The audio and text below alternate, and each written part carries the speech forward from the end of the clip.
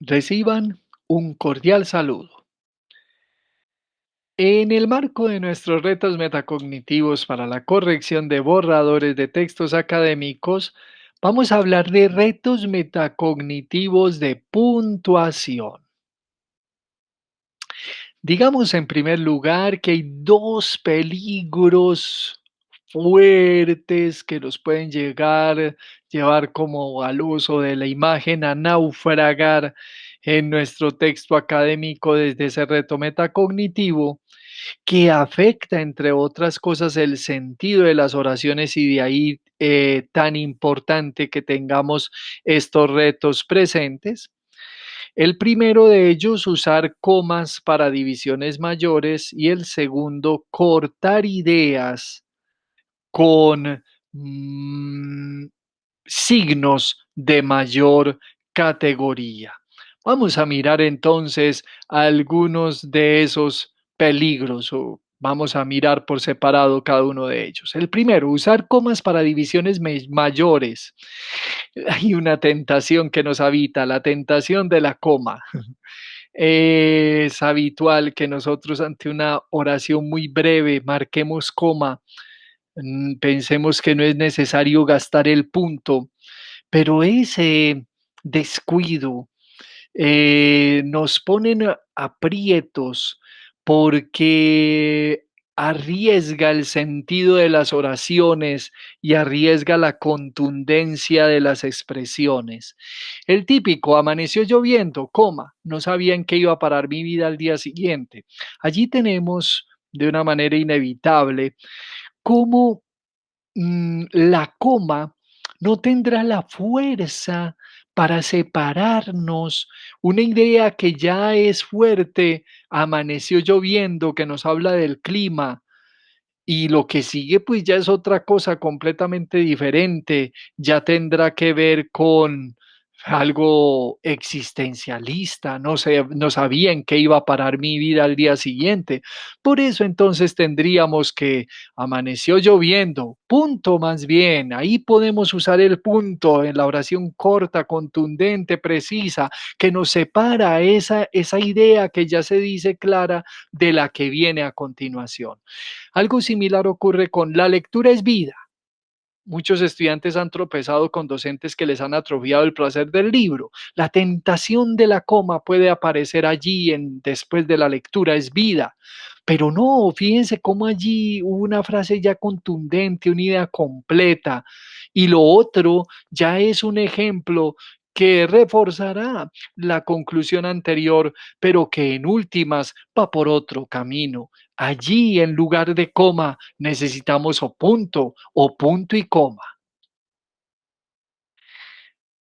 El otro peligro es cortar ideas con signos de mayor categoría. Si en el primer caso marcábamos la coma cuando debíamos marcar un punto y seguido o un punto y coma, en este caso marcamos punto y coma o punto y seguido cuando lo que deberíamos marcar hubiera sido coma.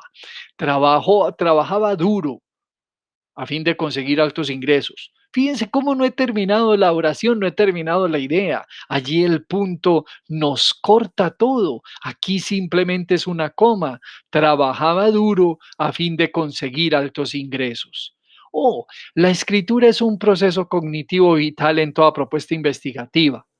Punto. Gracias al cual se ponen en marcha fases complejas de corrección. Fíjense cómo no había terminado la idea. Ese gracias al cual va ligado completamente a lo que estaba diciendo allí. No he terminado la oración. Y por eso entonces allí marco simplemente coma. Digamos que esos son los dos grandes peligros que enfrentamos con la puntuación y que muy a menudo entonces marcaremos en nuestras correcciones de texto con el objetivo de que revisemos bien el reto metacognitivo correspondiente. De todas maneras, esto nos lleva a recordar, por ejemplo, los usos de la coma en primer lugar y luego hablaremos de usos del punto y coma, etcétera. Recordemos entonces la coma que se usa para divisiones menores. Divisiones menores del orden de separación de miembros, enumeraciones. em, y que no se utilizará la coma antes de conjunciones como i, o u. El típico caso de es un chico muy reservado, tranquilo, estudioso y de buena familia. Coma en reservado, coma en tranquilo y no hay coma antes de la i. Esa sería la coma enumerativa. O acudió toda la familia, dos puntos, abuelos, coma, padres, coma, hijos, coma, cuñados, coma, etcétera. Sin embargo, algunos de ustedes dirán que han visto comas antes de la I, por ejemplo, en aparentes enumeraciones. Ah, bueno, pero antes uno más. ¿Quieres café, té o un refresco? Una vez más allí la coma entre café y té, pero no antes de la conjunción disyuntiva o. Ahora bien, ahora sí, dirán ustedes que siempre han visto, que han visto en algún momento la coma antes de una i. Y en efecto, según la academia, se marca una coma delante de las conjunciones i, e o u cuando esa coma está destinada a enlazar con toda la proposición anterior y no con el último de sus miembros. Ejemplos. Pagó el traje, coma, el bolso, coma, los zapatos, coma, y salió de la tienda. ¿Por qué marco coma antes de esa I? Porque esa I no me está relacionando los zapatos con lo que sigue, sino que me está relacionando el verbo pago, que está mucho antes, y el verbo que sigue salió. Esa I con la coma antes, entonces nos está haciendo mirar un poco más allá de la enumeración inmediata. Por aquí tenemos otro ejemplo más. Redactó los informes, coma las actas, coma las cartas, coma las circulares y aún tenía cosas por hacer. Esa coma antes de la i me indica que la i está uniéndome al verbo redactó con el verbo tenía. Y asimismo no sabía si asistía a las reuniones del consejo curricular, coma, académico y de facultad, coma, o preparaba sus clases. Esa coma antes de la O me está uniendo al no sabía si asistía o preparaba sus clases. Otra coma que viene muy normal es la coma vocativa. En su etimología de vocare, latino, verbo llamar, se emplea para aislar el vocativo del resto de la oración. El vocativo indica fundamentalmente esa persona a quien se habla. ¿Por qué? Porque es que el vocativo se puede mover a lo largo de la oración sin ningún problema porque en el fondo no cumple ninguna función gramatical directa sobre el verbo conjugado. Yo puedo decir, señor director, estoy alegre por el regalo, o estoy alegre, señor director, por el regalo, o estoy alegre por el regalo, señor director. En todos estos casos, entonces, la academia nos pide marcar comas, encerrar comas con el vocativo, como ocurre en la segunda oración. Estoy alegre, coma, señor director, coma, por el regalo. Exactamente. Entonces, por ejemplo, el caso que puede rayar en en la antropofagia. Eh, Coman niños. Perfectamente, si nosotros ponemos coman, coma, niños, allí tenemos un vocativo, les estamos diciendo a los niños que coman, pero cosa diferente sería coman niños. Sería una orden a otras personas para que ejercieran la antropofagia con los niños si no marcamos la coma, porque en ese caso niños quedaría como un complemento directo. Entonces, en estos casos, la coma vocativa es muy importante. De otro lado, la llamada coma explicativa, que encierra incisos que interrumpen una oración, ya sea para aclarar o ampliar lo dicho, ya sea para mencionar al autor u obras citados. como en los siguientes casos. En ese momento Adrián, coma, el marido de mi hermana, coma, dijo que nos ayudaría. Esa coma explicativa que encierra exactamente la explicación, el apósito de lo que es Adrián, entonces nos marca esa diferencia, esa cláusula allí. O los vientos del sur, coma, que en aquellas abrasadas regiones son muy frecuentes, coma, incomodan a los viajeros. Fíjense, una típica coma explicativa que cumple unas funciones importantes, como por ejemplo en este verso de Quevedo, tu risa es más que alegre, delincuente. Esa coma nos marca las pausas y nos indica exactamente que ese más que alegre es una explicación a la risa y que no se trata de una comparación que ocurriría si le quitáramos las comas. Tu risa es más que alegre, delincuente.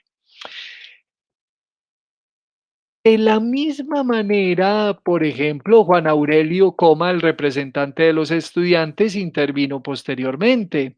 O la cuota para la fiesta, coma, que no es muy alta que digamos, coma, se recogerá el lunes.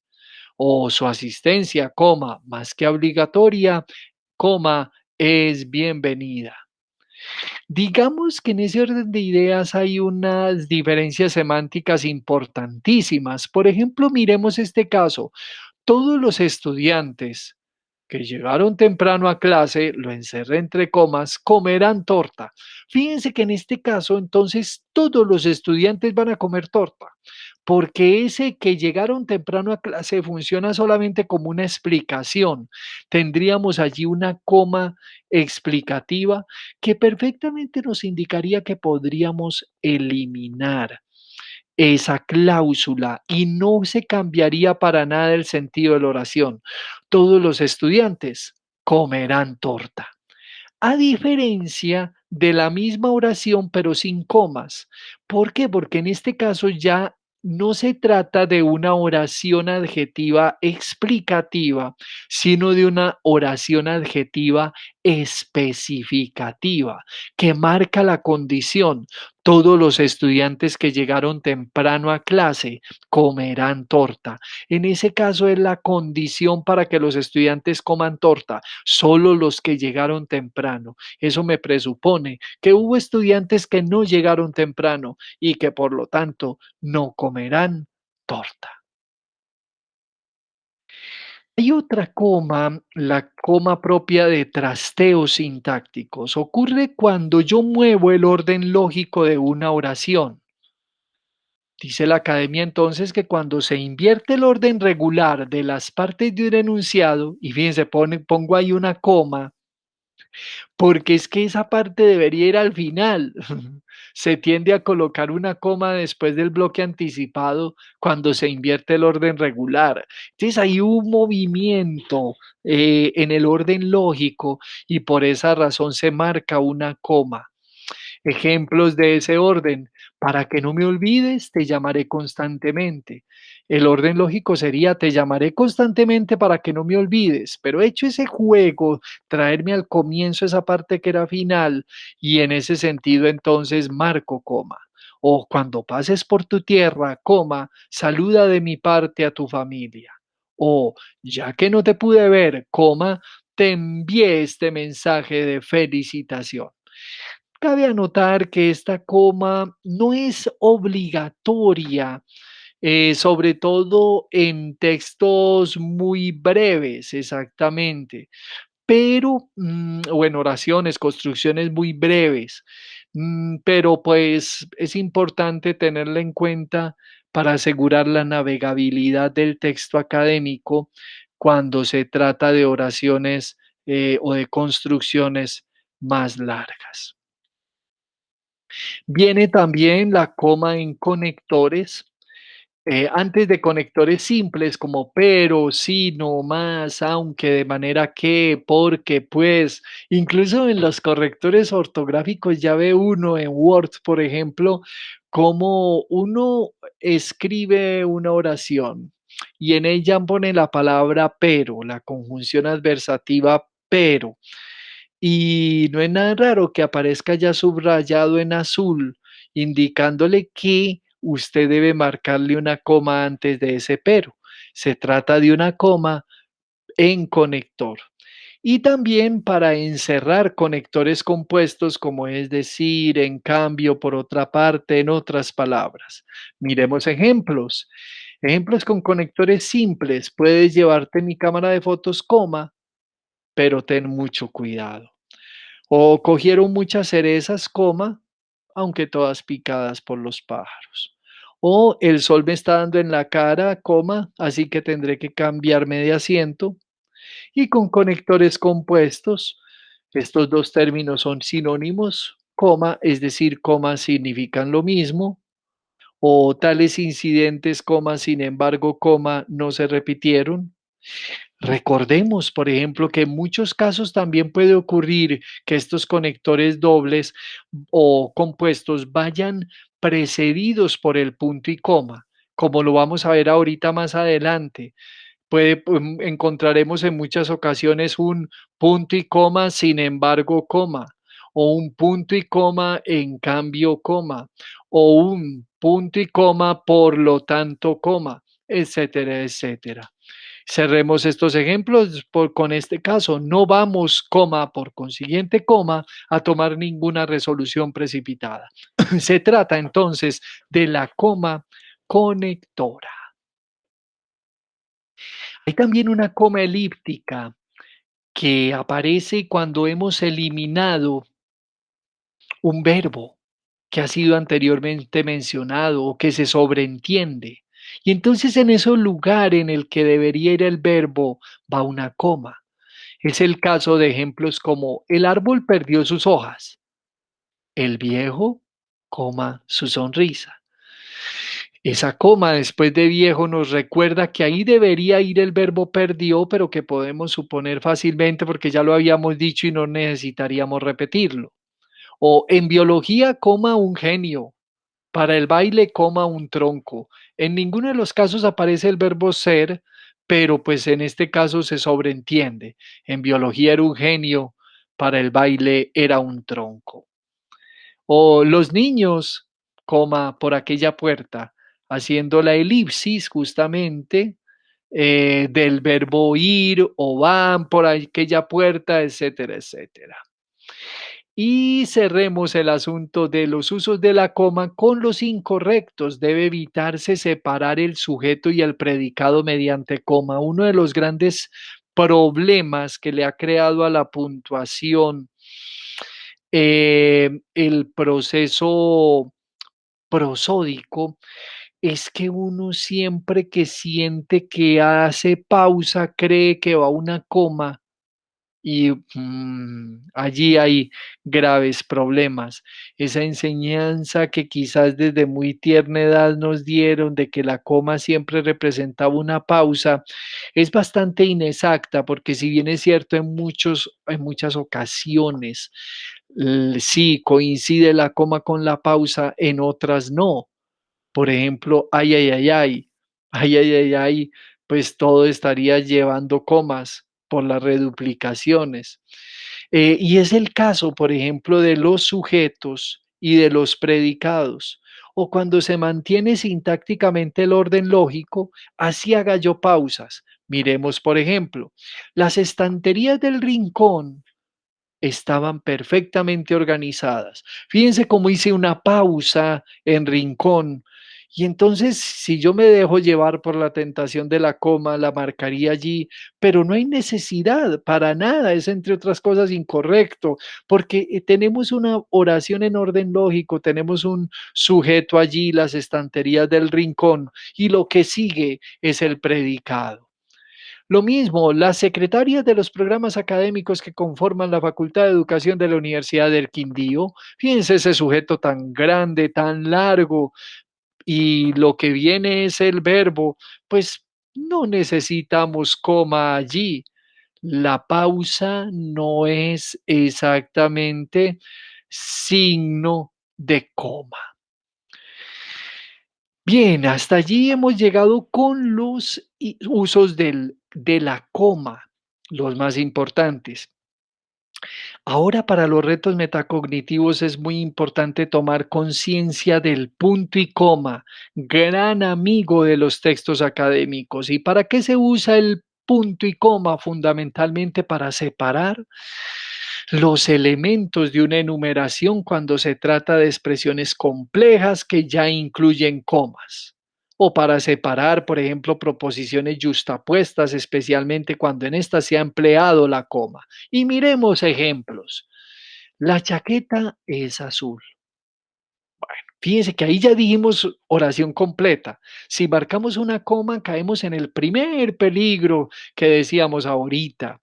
En este caso, la coma no tiene la fuerza para separarnos la oración. Allí necesitamos de un punto y coma. Más aún, si lo que viene ya incluye comas, comas del orden elíptico, los pantalones grises, o sea, los pantalones son grises, pero entonces, claro, para no repetir el verbo ser, yo armo el elipsis y entonces allí va una coma. Y ya luego, pues entonces necesitaré un punto y coma para esa oración compleja, para que no se me fundan, para que no se me confundan las enumeraciones. Lo mismo con la camisa blanca. La camisa es blanca, entre la camisa coma blanca y ahí punto y coma para dejar muy bien separadas las oraciones, las ideas, los elementos de la enumeración. Este caso, cada uno de los grupos de trabajo preparará un taller, 2 puntos. El primer grupo, coma, el taller de cerámica. Ya sabemos que esa coma es elíptica porque está repitiéndonos o está indicándonos al menos que allí iría el verbo preparar. Como ya he metido comas aquí, como se trata de una enumeración compleja, entonces marco un punto y coma. El segundo coma, el de telares, punto y coma. El tercero, el de cestería. Eso en cuanto a los usos del punto y coma. Ahora, en muchos de estos casos, reconoce la academia, se podría optar por separar los periodos con punto y seguido. Que aquí viene un elemento clave. Lo vamos a llamar vinculación semántica. Dice la academia que la elección del punto y seguido o del punto y coma depende de la vinculación semántica que exista entre las oraciones o proposiciones. Si el vínculo es débil, se prefiere usar un punto y seguido. Mientras que si es más sólido, o sea, hay un vínculo semántico cercano entre las dos ideas que se separan, es conveniente hacerlo por el punto y coma. Ejemplos, miremos este caso. Pedro compró hamburguesa y papitas. En cambio, Pablo compró comida típica. Fíjense cómo en la primera parte de la oración, Pedro compró hamburguesas y papitas. Estamos encontrando un vínculo semántico muy cercano con la siguiente, porque la siguiente también está hablando de comprar y de comida. Entonces, en esos casos pondríamos un punto y coma, porque hay un vínculo semántico muy fuerte entre la primera oración y la segunda. En cambio, Pedro compró hamburguesa y papitas. Punto. Definitivamente los usos culturales en la sociedad están globalizados. Fíjense cómo el vínculo semántico entre la primera oración y la segunda ya es más lejano, porque en la primera estoy hablando de comida y en la segunda estoy haciendo una abstracción sobre la cultura. Entonces las dos ideas ya no están tan ligadas. En esos casos vale el punto. El mismo ejemplo que pusimos ahorita, que leíamos ahorita, trae un muy claro uso para el punto y coma. Si el vínculo es débil, coma, por el trasteo sintáctico, se prefiere usar un punto y seguido. Fíjense que allí la Real Academia marca un punto y coma, mientras que si es más sólido, trasteíto allí sintáctico, es conveniente optar por el punto y coma. ¿Por qué marqué punto y coma entre esos dos grandes periodos? Porque en el primero El vínculo semántico está muy cercano al segundo. Estamos hablando de vínculo semántico al lado y lado. Estamos hablando de lo mismo prácticamente. Entonces ahí la división opera desde el punto y coma. Ya para el punto, que como lo vemos entonces sirve para vínculos semánticos más lejanos, agreguemos que el punto cierra todos los elementos de la oración. Es todo un caballero, va después de las comillas, de los paréntesis, de los llamados a pie de página y no antes. El típico llegué, vi, vencí y entonces pongo el punto y después las comillas. No, sería las comillas y después el punto. O un léxico es una filosofía en tiempo real, comillas y punto, y después los datos de la referencia. No, dejo pasar todo, las comillas, los datos de la referencia, el paréntesis y punto. Lo mismo si se trata de una llamada a pie de página, también pasan las comillas, pasa el numerito así en superíndice y después el punto. El punto es todo un caballero, deja pasarlo todo. Ahora, no hay punto en enumeraciones y títulos.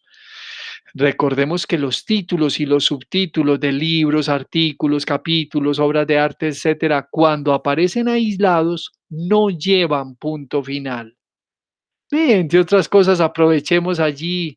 Ese es otro uso de diferencia en cuanto al punto que cierra oración al punto que cierra eh, una nomenclatura, un acrónimo, una abreviatura.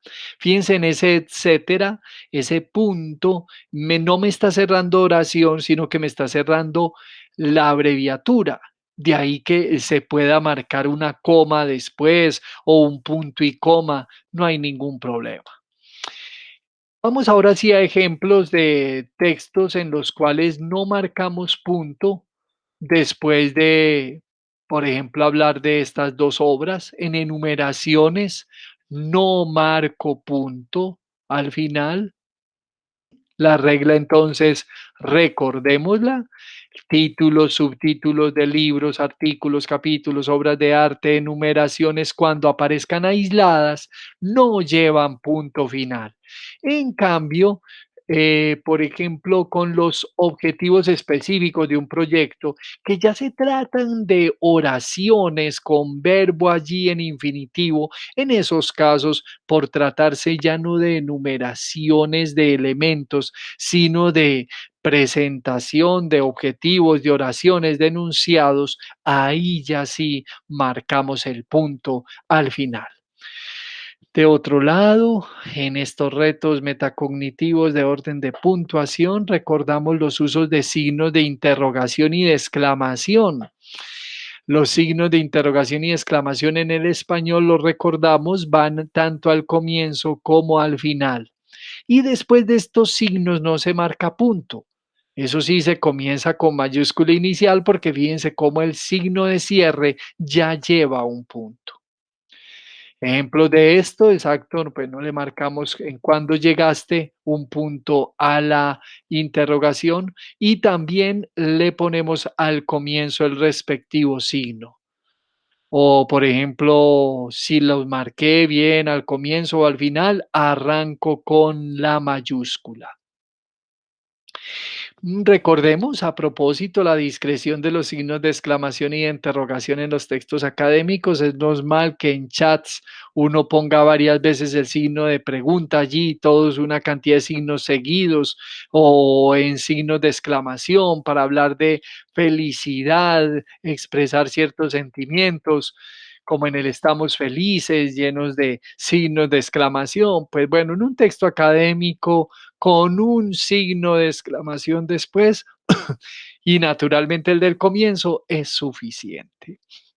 Estos serían entonces casos muy propios para el género discursivo del WhatsApp, pero no para el texto académico.